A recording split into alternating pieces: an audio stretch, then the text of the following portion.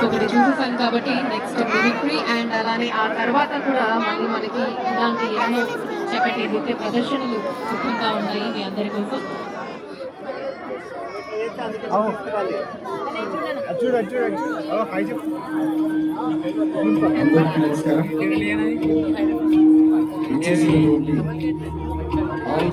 అందరికీ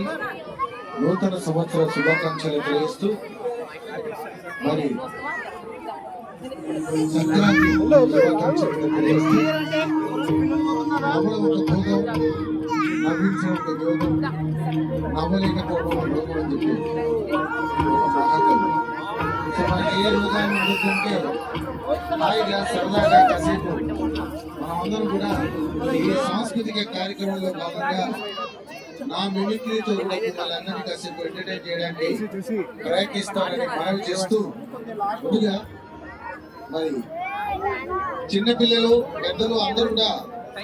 ఆస్వాదించి talking doll మాట్లాడే బొమ్మను చేసే బొమ్మగా మరి మీకు ఇష్టమైన మీరు మెచ్చిన మీరు నచ్చిన రాజకీయ నాయకులు కట్టారు, అలాగే సినీ